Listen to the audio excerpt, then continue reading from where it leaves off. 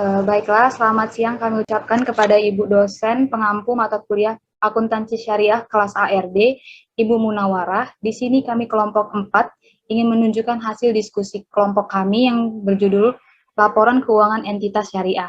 Di sini kami akan menunjukkan hasil diskusi kami.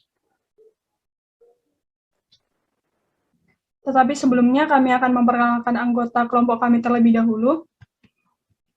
Yang pertama Natalio Gultom, Nisi Aritonang, Sonia Marta, Tandana Burju Nenggolan, Christine Olive Manurung, Beatrice Sibuya, Putra Hadi Nenggolan, dan Regina Felicia Sinaga. Adapun topik yang kami bawakan, yang pertama, laporan keuangan syariah, yang kedua, laporan keuangan perbankan syariah, yang ketiga, laporan keuangan asuransi syariah, dan yang terakhir, laporan keuangan perusahaan entitas syariah. Baiklah, kita masuk ke dalam jenis laporan keuangan syariah. Nah, pada umumnya, laporan keuangan perusahaan terdiri dari 5 jenis laporan keuangan pokok, yaitu yang pertama, laporan posisi keuangan atau neraca, yang kedua, laporan laba rugi dan penghasilan komprehensif lainnya, yang ketiga, laporan perubahan ekuitas, yang keempat, laporan arus kas, dan yang kelima, catatan atas laporan keuangan. Untuk entitas syariah, ada laporan keuangan tambahan yang harus disajikan. Laporan keuangan tambahan tersebut, yang pertama, laporan sumber dan penggunaan dana zakat, yang kedua, laporan sumber dan penggunaan dana kebajikan, dan yang ketiga, laporan rekonsiliasi pendapatan dan bagi hasil. Nah, tambahan ini disebabkan karena jenis transaksi pada entitas syariah yang khas. Untuk laporan keuangan syariah juga harus mencerminkan 3 komponen, yaitu yang pertama, laporan keuangan yang mencerminkan aspek bisnis, laporan keuangan yang mencerminkan aspek sosial, dan laporan keuangan yang mencerminkan kekasan transaksi suatu entitas syariah. Nah, kita masuk ke dalam laporan keuangan perbankan syariah sebagai pembahasan yang pertama. Nah, berdasarkan ED PSAK 101 Revisi 2014, laporan keuangan Bank BRI Syariah terdiri dari 8 jenis laporan keuangan, yaitu yang pertama yang akan saya bahas merupakan laporan posisi keuangan. Nah, teman-teman, seperti yang kita ketahui, sebuah perusahaan atau sebuah perbankan pasti memerlukan untuk membandingkan kondisi finansial dalam suatu periode tertentu. Nah, misalnya perbandingan pada tahun ke tahun. Hasil perbandingan tersebut dapat digunakan sebagai rujukan untuk mengetahui apakah bisnis perusahaan berada dalam jalur yang tepat dan mengalami peningkatan keuntungan. Nah, informasi tersebut juga bisa kita pakai sebagai bahan pertimbangan dalam membuat keputusan strategis demi kemajuan perusahaan. Nah, di sini kita bisa lihat bahwa sudah terdapat laporan posisi keuangan pada tahun 2019 dan pada tahun 2020. Di sini kita bisa lihat bagian-bagiannya merupakan ada aset atau aktiva, ada pasifa atau kewajiban, dan ekuitas. Nah, untuk aset kita bisa lihat pada kas terdapat penambahan yang cukup signifikan dari 262.485 menjadi 1.126.358. Nah, untuk giro dan penempatan pada Bank Indonesia, kita bisa lihat di sini terjadi penurunan, dan untuk giro pada penempatan pada bank lain, serta investasi pada surat berharga mengalami penambahan. Nah, untuk tagihan akseptasi, kita bisa melihat di sini bahwa terjadi penambahan atau peningkatan yang cukup besar di tahun 2019 sebesar 1.381, dan pada tahun 2020 sebesar 43.693. Nah, secara singkat, akseptasi ini bisa dikatakan sebagai janji untuk membayar oleh pihak tertarik dengan cara membubuhkan tanda tangan dalam surat wesel. Nah, kita masuk ke dalam piutang. Piutang di sini juga mengalami peningkatan pada tahun 2019, yaitu 13.213.440. Untuk 2020, yaitu sebesar 22.607.541. Nah, di sini sudah termasuk piutang marabahah, piutang isinah, dan piutang sewa ijarah. Nah, masuk ke dalam pinjaman kard juga mengalami peningkatan serta pembiayaan. Untuk aset yang diperoleh untuk ijarah neto, di sini terjadi penurunan. Aset tetap dan aset hak guna neto, serta aset pajak tanggungan, serta aset lain-lain di sini juga mengalami peningkatan. Di sini untuk aset lain-lain sudah dikurangi cadangan kerugian. Maka kita bisa lihat jumlah aset di sini, yaitu untuk dibandingkan pada tahun 2019 ke tahun 2020 mengalami peningkatan, yaitu menjadi 67.716.686. Nah, masuk dalam lanjutannya yaitu liabilitas dana syirkah temporer dan ekuitas. Nah, di sini kita bisa lihat bahwa pada tahun 2019, liabilitas yaitu sebesar 11.880.36. Di sini terjadi peningkatan menjadi 17.475.112. Nah, ini juga didasarkan atas liabilitas segera bagi hasil yang belum dibagikan, simpanan yang selalu mengalami peningkatan. Nah, di sini ada juga dana syariah temporer, juga untuk giro mudharabah, tabungan mudharabah, serta deposito mudharabah juga mengalami peningkatan. Nah, masuk ke dalam sukuk mudharabah, di sini cenderung sama, stabil. Untuk jumlah dana syirkah temporer, kita bisa lihat di sini untuk tahun 2019 sebesar 26.155.416 rupiah, untuk tahun 2020 sebesar 34.796.186. Nah, terakhir yaitu ekuitas modal saham. Nah, kita juga di sini bisa lihat ekuitas untuk tahun 2019 jika dibandingkan ke tahun 2020 mengalami penambahan atau peningkatan walaupun tidak terlalu besar.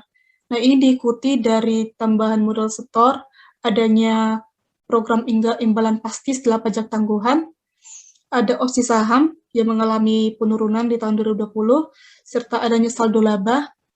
Di sini keduanya ketika telah ditentukan penggunanya dan belum ditentukan penggunanya selalu mengalami peningkatan. Nah, maka di sini kita bisa mendapatkan hasil jumlah liabilitas dana syirkah temporer dan ekuitas mengalami kenaikan atau penambahan dibandingkan tahun sebelumnya. Nah, ini merupakan hasil dari laporan posisi keuangan dari 2019 ke 2020 yang sebelumnya 43.123.848 menjadi 57.715.586. Baiklah, sekian dari pembahasan saya, maka akan dilanjutkan oleh teman saya, Christine Olive Manurung.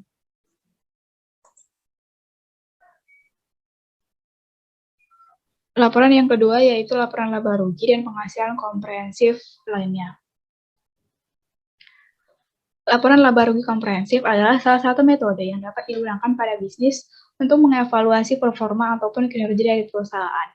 Performa tersebut dapat dilihat dari laba atau keuntungan yang dihasilkan pada periode tertentu. Salah satu fungsi laporan laba rugi ini adalah sebagai langkah untuk mengambil keputusan secara cepat apabila terjadi keadaan bisnis yang mengalami kerugian maupun keuntungan. Fungsi lainnya yaitu yang pertama, investasi.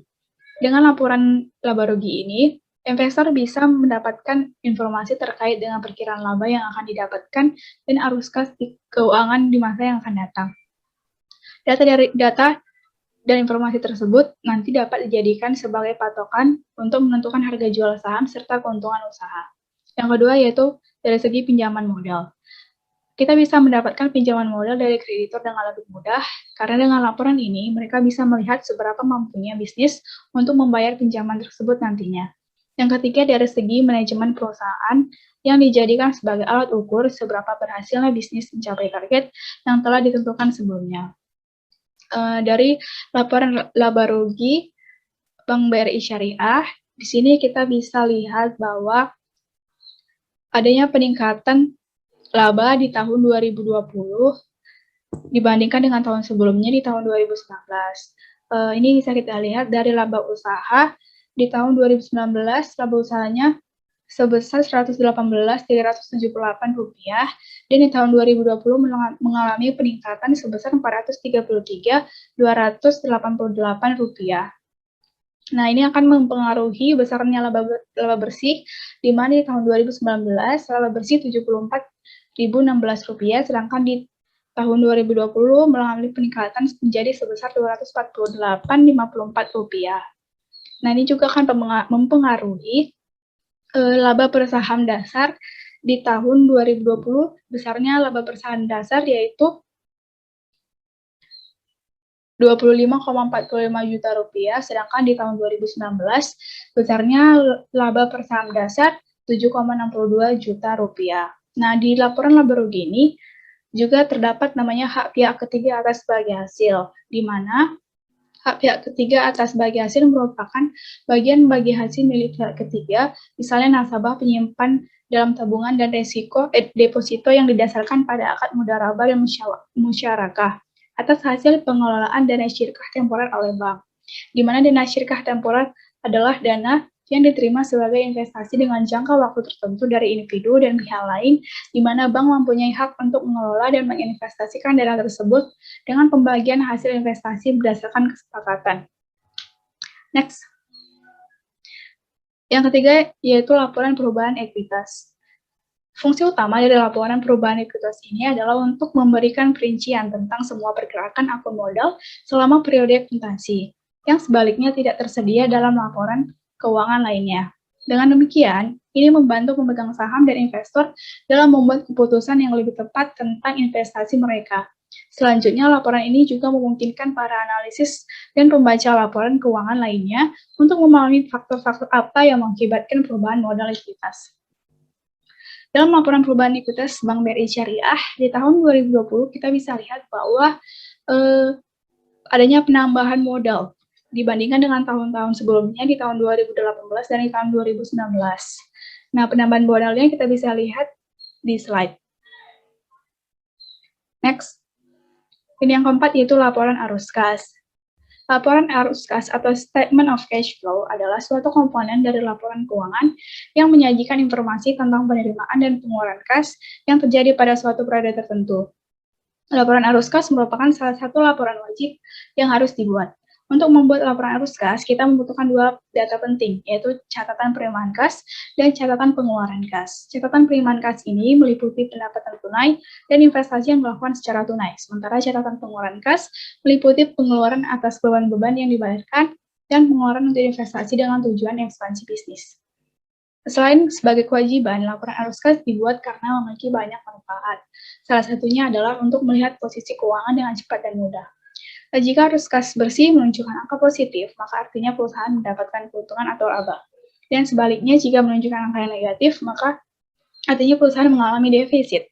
Dan di laporan arus kas Bank BRI Syariah, dari aktivitas arus kas dari aktivitas operasi, kita bisa lihat bahwa kas neto yang diperoleh dari aktivitas operasi itu menunjukkan angka yang positif, yaitu sebesar Rp3.146.584 dibandingkan dengan tahun 2019 mengalami defisit sekitar Rp200.219. Nah, di dalam laporan arus kas ini terdapat yang namanya penyaluran dana kebajikan, di mana dana kebajikan sendiri adalah dana yang didapat dari dana sumbangan baik dari internal maupun eksternal.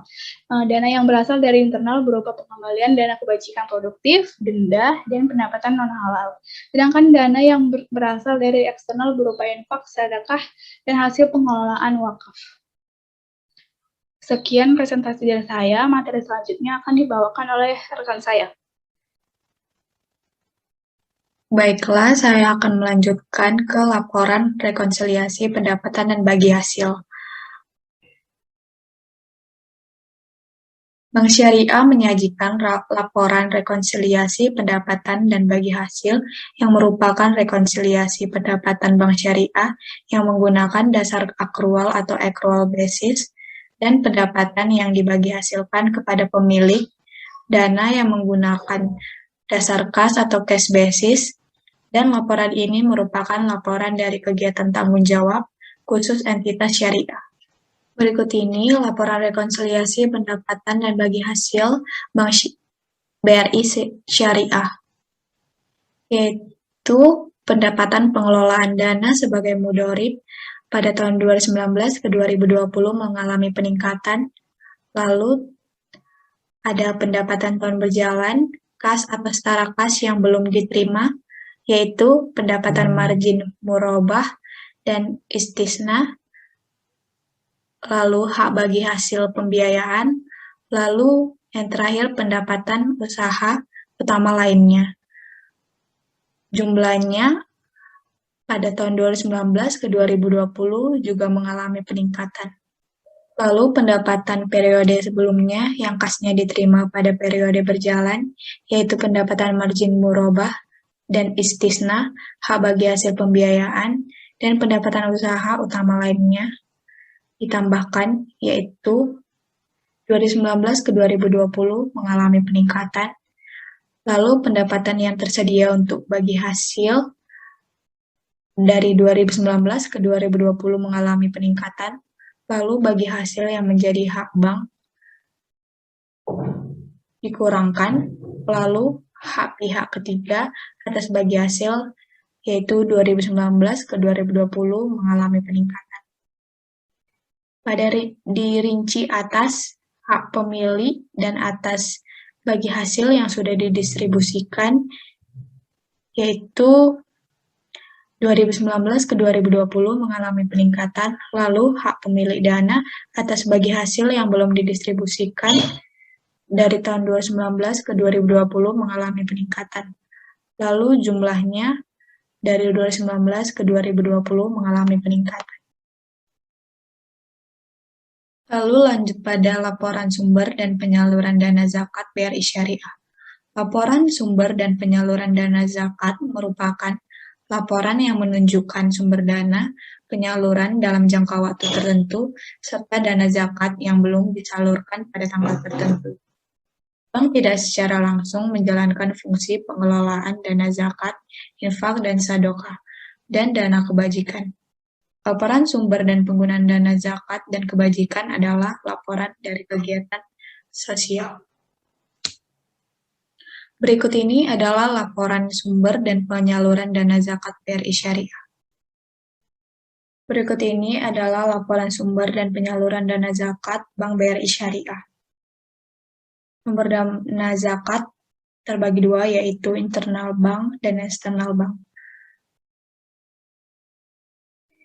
Internal bank pada 2019 ke 2020 mengalami penurunan, dan eksternal bank pada 2019 ke 2020 mengalami peningkatan.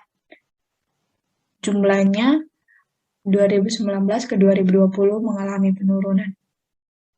Penyaluran dana zakat yaitu disalurkan ke lembaga lain, dilakukan pengurangan, dan didapat hasil 2019 ke 2020 mengalami penurunan. Lalu surplus atau defisit sumber dana zakat pada awal tahun 2019 ke 2020 mengalami peningkatan. Lalu sumber dana zakat pada akhir tahun 2019 ke 2020 mengalami peningkatan. Lalu lanjut pada laporan sumber dan penggunaan dana kebajikan. Laporan sumber dan penggunaan dana kebajikan merupakan laporan yang menunjukkan sumber dan penggunaan dana kebajikan selama suatu jangka waktu tertentu, serta saldo dana kebajikan yang menunjukkan dana kebajikan yang belum disalurkan pada tanggal tertentu. Berikut ini adalah laporan sumber dan penggunaan dana kebajikan Bank BRI Syariah. Sumber dana kebajikan yaitu sumbangan atau hibah, pendapatan non-halal, denda, infak, dan sedekah. Jumlahnya dari 2019 ke 2020 mengalami peningkatan. Lalu penggunaan dana kebajikan yaitu sumbangan dikurangkan, dan hasilnya dari 2019 ke 2020 mengalami peningkatan yang dinamakan surplus. Lalu dana kebajikan pada awal tahun yaitu 2019 ke 2020 mengalami peningkatan. Lalu dana kebajikan pada akhir tahun jumlahnya 2019 ke 2020 mengalami peningkatan. Lalu catatan atas laporan keuangan adalah catatan tambahan dan informasi yang ditambahkan ke akhir laporan keuangan untuk memberikan tambahan informasi kepada pembaca dengan informasi lebih lanjut, yaitu ada catatan atas laporan keuangan umum, A. Pendirian bank dan informasi umum dapat dibaca lebih lanjut. Lalu catatan atas laporan keuangan piutang dan pinjaman kord. Kegiatan pinjaman kord menurut Bank Indonesia adalah pinjam-meminjam dana tanpa imbalan dengan kewajiban peminjam mengembalikan pokok pinjaman secara sekaligus atau cicilan dalam jangka waktu tertentu. Qard berlaku tanpa imbalan karena meminjamkan uang dengan imbalan adalah riba. Riba qard tidak boleh dilakukan karena akad qard dalam Islam bertujuan untuk tolong-menolong dan bukan untuk mengambil keuntungan. Pinjaman qard berdasarkan jenis dan mata uang, yaitu pihak ketiga, rupiah, rand, qard, qard IB, KLM. Jumlahnya pada tahun 2019 ke 2020 mengalami peningkatan. Pihak berelasi, rupiah, qard, rand, ditambahkan jumlahnya dari 2019 ke 2020 mengalami penurunan. Lalu jumlah pihak ketiga dan pihak berelasi dijumlahkan dan 2019 ke 2020 mengalami penurunan.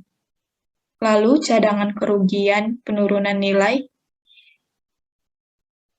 2019 ke 2020 mengalami penurunan dan dikurangkan dari jumlah yang tadi, didapat neto dari 2019 ke 2020 mengalami penurunan. Sekian dari saya, akan dilanjutkan oleh rekan saya. Terima kasih. Yang selanjutnya adalah pembiayaan mudharabah. Mudharabah adalah akad kerjasama antara bank selaku pemilik dana dengan nasabah selaku yang mempunyai keahlian atau keterampilan untuk mengelola suatu usaha yang produktif dan halal. Hasil keuntungan dari penggunaan dana tersebut dibagi bersama berdasarkan nisbah yang disepakati. Pembiayaan mudharabah PT Bank BRI Syariah dibagi menjadi dua, yaitu berdasarkan jenis dan mata uang dan berdasarkan sektor ekonomi. Berdasarkan jenis dan mata uang dibagi menjadi dua lagi, yang pertama pihak ketiga dan yang kedua pihak berelasi. Berdasarkan sektor ekonomi dibagi menjadi dua juga, yang pertama pihak ketiga seperti jasa usaha, sosial atau masyarakat, pertanian, industri, perdagangan, dan yang lainnya. Pihak berelasi, yang pertama jasa usaha, perdagangan, sosial atau masyarakat, industri, dan yang lainnya. Yang selanjutnya adalah pembiayaan musyarakah. Pembiayaan musyarakah adalah akad kerjasama dari dua orang atau lebih untuk menggabungkan sejumlah modal yang dimiliki dengan melakukan usaha bersama dan pengelolaan bersama dalam menjalankan suatu kegiatan bisnis. Pembiayaan musyarakah dari PT Bank BRI Syariah dapat dilihat di slide ini. Rincian kolektibilitas pembiayaan musyarakah berdasarkan sektor ekonomi adalah sebagai berikut. Yang pertama industri, konstruksi, sosial dan masyarakat, jasa usaha, perdagangan, pertanian, dan yang lainnya.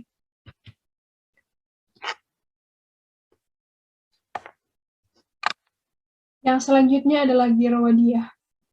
Giro wadiyah merupakan giro wadiyah yadamanah, yaitu titipan dana pihak ketiga yang dapat diberikan bonus berdasarkan kebijakan bank. Giro wadiyah dari PT Bank BRI Syariah ini terdiri dari yang pertama pihak ketiga seperti rupiah, dolar Amerika Serikat, dan rial Arab Saudi. Yang selanjutnya pihak berelasi, yang pertama rupiah dan dolar Amerika Serikat. Yang selanjutnya adalah tabungan wadiyah. Tabungan wadiyah adalah tabungan rupiah yang menggunakan syariah Islam dalam pengelolaannya. Tabungan ini berdasarkan prinsip wadiyah yad damanah, di mana penggunaan tabungan ini tidak akan mendapatkan pembagian keuntungan dari bank selaku penyedia layanan. Tapi dalam waktu tertentu, bank akan memberikan hadiah kepada nasabah sesuai dengan ketentuan yang berlaku. Tabungan wadiyah dari PT Bank BRI Syariah terdiri dari yang pertama pihak ketiga dan pihak berelasi. Yang selanjutnya adalah tabungan mudharabah. Dalam bank syariah, bentuk tabungannya berbeda dengan produk sejenis di bank konvensional. Di bank syariah, tabungan diperlakukan sebagai titipan atau wadiyah dan dapat pula berbagi hasil. Dengan memilih tabungan mudharabah, nasabah berperan sebagai pemilik modal. Sementara bank sebagai pengelola dana, nantinya sebagai pengelola dana, bank menyalurkan uang nasabah tersebut untuk membiayai usaha. Lalu keuntungan dari usaha itu akan dibagi sesuai kesepakatan porsi bagi hasil yang telah disepakati antara bank dan nasabah. Tabungan mudharabah dari PT Bank BRI Syariah terdiri dari yang pertama pihak ketiga bukan bank, ada tabungan haji mudharabah, tabungan impian, dan tabungan bisnis. Yang selanjutnya tabungan berelasi, yaitu bukan bank. Yang pertama tabungan haji mudharabah, dan tabungan impian. Yang selanjutnya adalah sukuk mudharabah. Sukuk mudharabah yaitu suku yang diterbitkan berdasarkan perjanjian atau akad mudharabah, di mana satu pihak menyediakan modal atau rab al-ma'al dan pihak lain menyediakan tenaga dan keahlian. Keuntungan dari kerjasama tersebut akan dibagi berdasarkan perbandingan yang telah disetujui sebelumnya.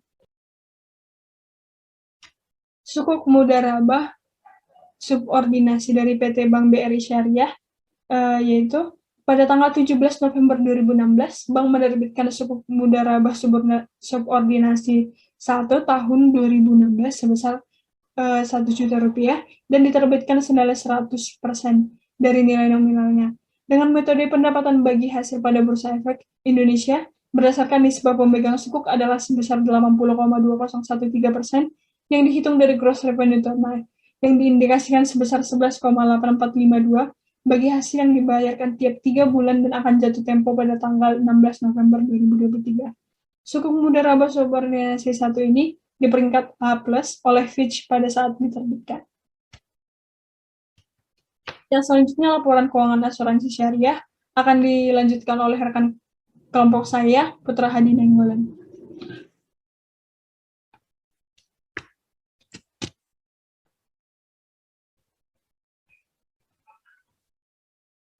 Terima kasih atas kesempatannya.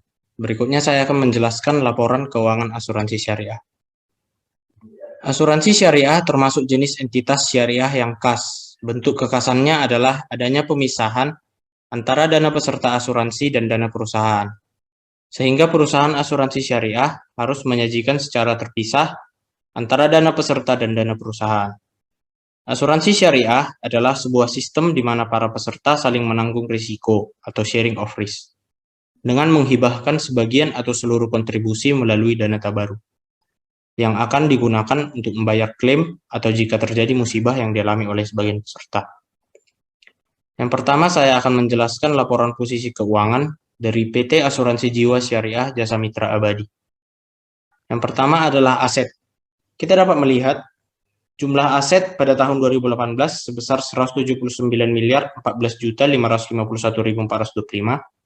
mengalami peningkatan menjadi 198.322.338.757. Dan pada jumlah liabilitas juga mengalami peningkatan yang tahun 2018 64.753.962.799 mengalami peningkatan menjadi 97.502.658.645. Dan jumlah dana sirah temporer mengalami penurunan pada 2018 sebesar Rp1.439.033.335 menjadi minus 13.168.721.428. Pada jumlah ekuitasnya mengalami penaikan pada 2018 sebesar 112.851.555.291 menjadi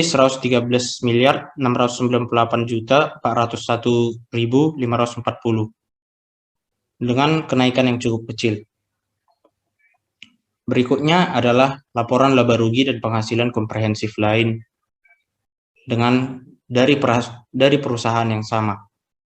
Pada jumlah pendapatan, kita dapat melihat pada tahun 2018 sebesar 14.793.287.169 meningkat lebih dari 100% menjadi sebanyak 30.946.404 dan pada jumlah beban usaha pada 2018 sebesar 14.542.434.048 meningkat lebih dari 100% menjadi 29.762.081.389. Dan laba rugi bersih tahun berjalannya juga meningkat. Pada tahun 2018 sebesar 552.900.319 meningkat menjadi 1.250.560.411. Ini meningkat cukup drastis. Dan juga laba rugi komprehensif periode berjalan. Kita dapat melihat mengalami peningkatan yang luar biasa. Pada 2018, minus 908.724.688, meningkat menjadi 576.846.249. Dan laba per saham dasar nominal Rp100 per saham, kita melihat dari 0,55 pada 2018 meningkat menjadi 1,25 pada 2019. Kita melihat laba rugi dari PT ini berkembang dengan sangat baik. Berikutnya adalah laporan arus kas. Arus kas bersih digunakan untuk aktivitas operasi pada 2018 minus 39.632.903, dan pada 2019 minus 27.471.462.096. Di sini pada arus kas ini asuransi ini mengalami penurunan. Kemudian arus kas bersih digunakan untuk aktivitas investasi. Pada 2018 minus 32.311.887.737 meningkat menjadi 9.872.122.376. Arus kas bersih diperoleh dari aktivitas pendanaan. Pada 2018 tidak terjadi transaksi, dan 2019 terjadi transaksi, yakni sebesar 300 juta. Terus kenaikan bersih kas dan setara kas. Kas dan setara kas akhir tahun pada 2018 sebesar 46.224.217.592 dan menurun pada 2019 sebesar 28.924.877.875. Terus jumlah kas dan setara kas akhir tahun pada 2018 sebesar 46.224.217.592 menurun menjadi 28.924.877.871. Di sini kita melihat kas dari asuransi ini menurun dari 2018 ke 2019. Yang berikutnya adalah laporan perubahan ekuitas PT Asuransi Jiwa Syariah Jasa Mitra Abadi. Pada saldo pada 31 Desember 2019, modal disetor yang sudah mulai dari 1 Januari 2018 tidak bertambah maupun berkurang, yakni sebesar 100 miliar. Agio sahamnya dari 2018 sebesar 13.081.942.138 terjadi transaksi sehingga meningkat menjadi 13.381.942.138. Dan keuntungan kerugian pengukuran kembali imbalan pasti setelah pajak tangguhan pada 2018 sebesar 228.877.000 dan terjadi transaksi menjadi 88.413.000. Di sini terjadi kerugian pada 2019 menjadi berkurang saldonya. Berikutnya keuntungan kerugian belum direalisasi atas perubahan nilai wajar aset tersedia untuk dijual. Pada tahun 2018 minus 1.182.937.944 dan pada 2019 minus 1.716.188.108. Di sini juga terjadi penurunan. Saldo laba yang belum ditentukan penggunaannya. Pada 2018 sebesar 693.674.099 dan pada 2019 menjadi 1.944.234.510. Di sini terjadi penaikan karena terjadi transaksi laba bersih tahun berjalan. Dan pada jumlah ekuitas pada tahun 2018 sebesar 112.821.555.291 meningkat sehingga pada tahun 2019 menjadi 113.998.401.540. Dan berikutnya akan dijelaskan oleh rekan saya.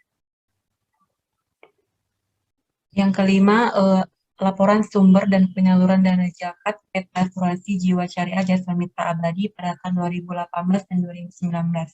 Adapun akunnya yaitu sumber dana zakat yang terdiri dari zakat dari dalam asuransi syariah dan zakat dari pihak luar asuransi syariah. Lalu ada akun penyaluran dana zakat yang menyebabkan kenaikan atau penurunan dana zakat. Lalu dijumlah dengan saldo awal dana zakat sehingga memperoleh hasil saldo akhir dana zakat. Next.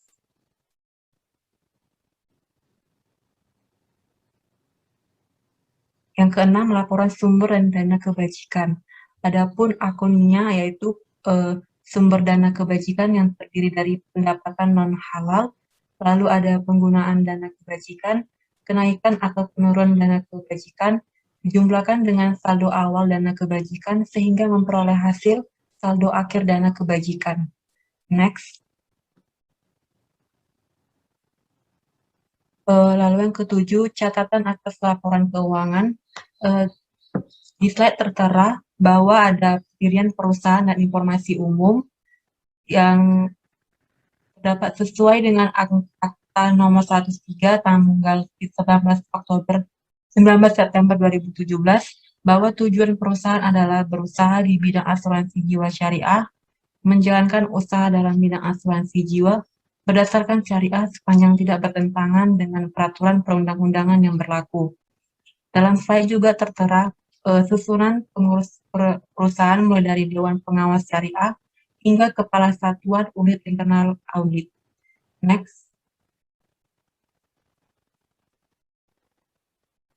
CLK selanjutnya yaitu tentang dana peserta. Dana peserta itu meliputi dana investasi dan dana tabaru. Dana tabaru ini kumpulan dana yang berasal dari kontribusi para peserta yang mekanisme penggunaannya sesuai dengan akad tabaru yang disepakati.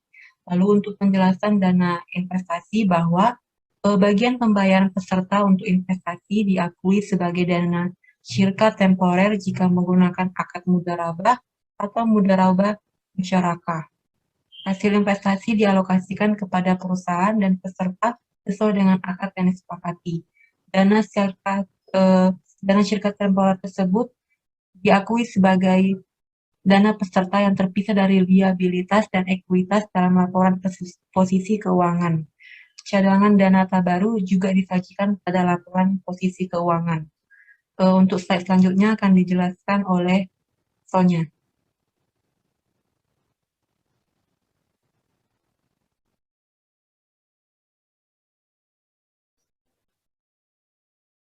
Baiklah, terima kasih Regina. Di sini saya Sonya Marta akan melanjutkan mengenai laporan keuangan perusahaan entitas syariah. Seperti yang kita tahu, bisnis syariah adalah segala sesuatu yang berkaitan dengan jual beli yang berlandaskan hukum syariah atau sistem Islam. Pengertian bisnis sendiri merupakan segala sesuatu yang berkaitan dengan jual beli atau berdagang. Sementara syariah berarti sumber jalan yang lurus atau perundang-undangan yang diturunkan oleh Allah melalui Rasulullah Muhammad SAW. Kelompok mengambil contoh laporan keuangan perusahaan jaminan pembiayaan Askrindo Syariah. Pada tahun 2020, perusahaan ini resmi menjadi anggota holding BUMN, asuransi dan penjaminan setelah mayoritas sahamnya dipegang oleh pemerintah. Di sini kita bisa melihat format laporan posisi keuangan jaminan pembiayaan Askrindo Syariah. Seperti yang kita tahu, laporan posisi keuangan berfungsi untuk mengetahui jumlah aset, jumlah liabilitas, dan jumlah ekuitas yang dimiliki oleh perusahaan. Di sini ada aset, berarti kita bisa melihat apa-apa saja aset yang dimiliki oleh perusahaan ini. Perusahaan ini berarti memiliki yang pertama kas dan bank, yang kedua ada investasi, di mana investasinya ini berasal dari deposito berjangka mudharabah. Sebelum itu, pengertian deposito mudharabah adalah produk simpanan dari lembaga keuangan syariah dalam jangka waktu tertentu dengan menggunakan prinsip bagi hasil atau mudharabah. Dan investasi mereka juga berasal dari reksadana yang tersedia untuk dijual. Aset yang ketiga ada piutang ujrah, ada piutang tawid, ada piutang hasil investasi, ada biaya dibayar di muka, pajak dibayar di muka, aset tetap, dan aset lain-lain, sehingga jika ditotalkan jumlah asetnya adalah 401, 227, 957, 708.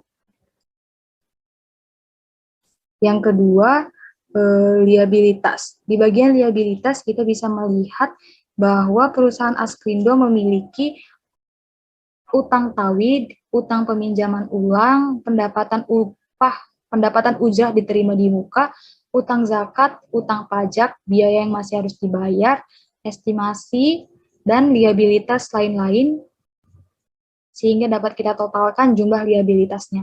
Baru bagian yang ketiga bisa kita lihat ekuitas.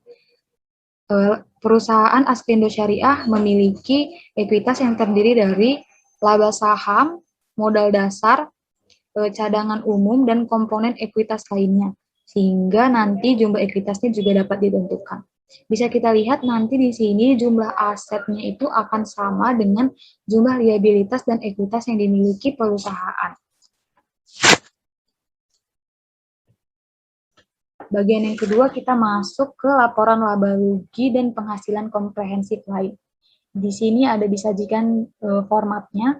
Seperti yang kita tahu, laporan laba rugi itu berfungsi sebagai bahan evaluasi kinerja perusahaan dengan melihat peningkatan pendapatan ataupun kerugian yang dialami perusahaan. Bisa kita lihat di sini pendapatan yang diterima oleh perusahaan itu adalah dari pendapatan kafalah, itu terdiri dari ujrah kafalah bruto, dikurangi dengan beban penjaminan ulang, dikurangi juga dengan penurunan ujrah yang belum merupakan pendapatan, dan ditambah dengan penerimaan kafalah lain, sehingga nanti jumlah pendapatan kafalahnya itu tertera di sana. 156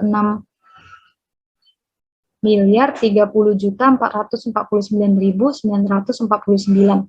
Dan yang kedua bisa kita lihat ada beban kafalah, di mana beban kafalahnya itu terdiri dari tawid reasuransi, beban komisi, pendapatan subrogasi, perkenalan estimasi tawid, dan beban kafalah lain-lain, sehingga nanti beban kafalahnya itu didapatkan sebesar 75 miliar 98.901.038. Sehingga nanti untuk mendapatkan pendapatan kafalah bersih, jumlah pendapatan kafalah dikurangi dengan jumlah beban kafalah. Kemudian nanti dia ada ditambah lagi dengan pendapatan investasi beban usaha, sehingga menghasilkan laba usaha. Tidak lupa nanti labanya ini juga harus dikurangi dengan zakat dan pajak. Seperti yang kita tahu, zakat itu adalah harta tertentu yang wajib dikeluarkan oleh entitas untuk diberikan kepada golongan yang berhak menerimanya. Jadi zakat ini merupakan kegiatan sosial.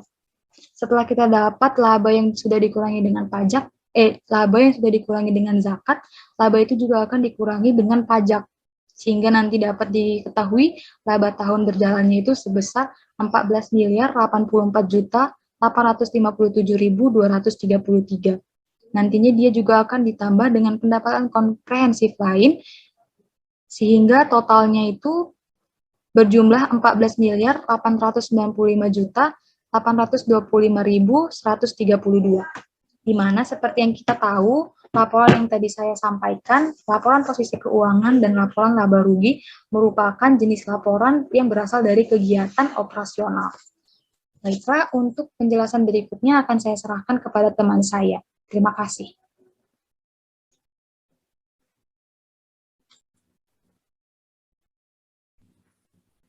Baik, terima kasih atas kesempatannya.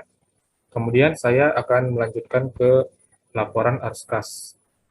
Seperti yang kita tahu, laporan arus kas adalah laporan yang menunjukkan aliran masuk dan keluar uang perusahaan. Namun dalam perusahaan berbasis syariah, seperti pada contoh laporan arus kas dari PT Jaminan Pembiayaan Askrindo Syariah ini, ada beberapa akun yang berbeda dengan perusahaan konvensional lainnya. Seperti di sini kita lihat pada arus kas dari aktivitas operasional, yaitu ada akun penerimaan kas dari kafala, penerimaan dari kafala lain, pengeluaran beban kafala, pengeluaran untuk beban usaha, dan pengeluaran untuk zakat. Untuk akun-akun lainnya, saya kira memiliki kesamaan dengan perusahaan konvensional lainnya.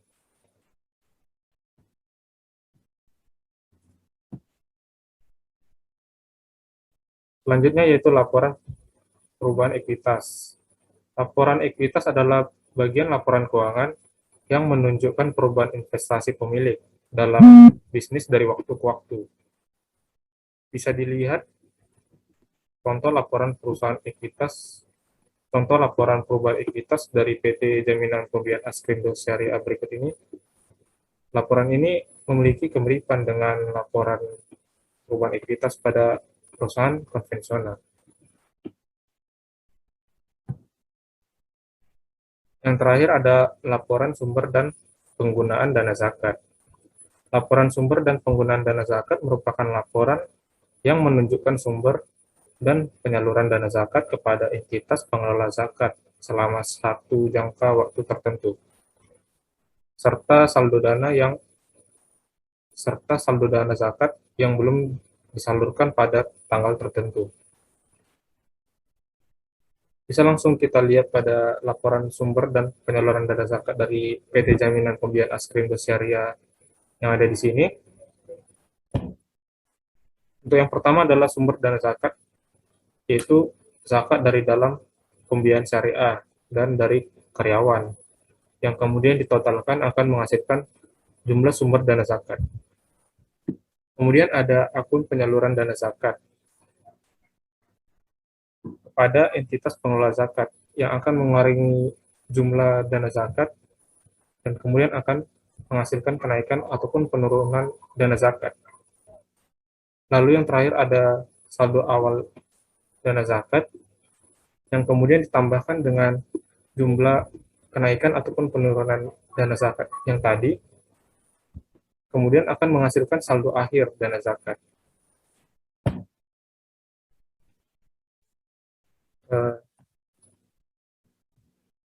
Demikian penjelasan dari saya. Jika ada salah kata ataupun kekurangan dalam penyampaian materi kami, saya mewakili kelompok 4, mohon maaf, dan saya ucapkan terima kasih kepada Ibu Munawara selaku dosen akuntansi syariah, dan juga teman-teman yang sudah menonton video ini. Kiranya kita semua dalam keadaan sehat. Sekian dan terima kasih.